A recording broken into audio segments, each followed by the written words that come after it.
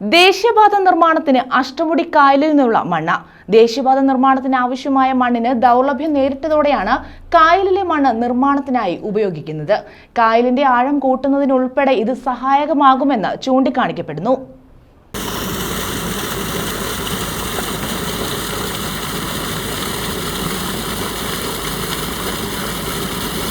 ദേശീയപാത നിർമ്മാണത്തിനാവശ്യമായ മണ്ണിന് ക്ഷാമം നേരിട്ടപ്പോഴാണ് അഷ്ടമുടി കായലിൽ നിന്നും മണ്ണെടുക്കാനുള്ള തീരുമാനത്തിലേക്ക് എത്തിയത്. കരാർ കമ്പനിയും സംസ്ഥാന സർക്കാരുമായി കരാറുണ്ടാക്കിയതിനെ തുടർന്നാണ് അഷ്ടമുടി കായലിലെ മണ്ണ് ദേശീയപാത നിർമ്മാണത്തിനായി ഉപയോഗിക്കുന്നത്. നീണ്ടകര ദളവാപുരം പാലത്തിന് സമീപത്ത് ഡ്രഡ്ജർ ഉപയോഗിച്ച് 24 മണിക്കൂറും തുടർച്ചയായി ഡ്രഡ്ജിംഗ് നടത്തിയാണ് വലിയ തോതിൽ മണ്ണ് ശേഖരിക്കുന്നത്. ഇത് ലോറികളിൽ നിർമ്മാണം നടക്കുന്ന പ്രദേശങ്ങളിലേക്ക് കൊണ്ടുപോകും.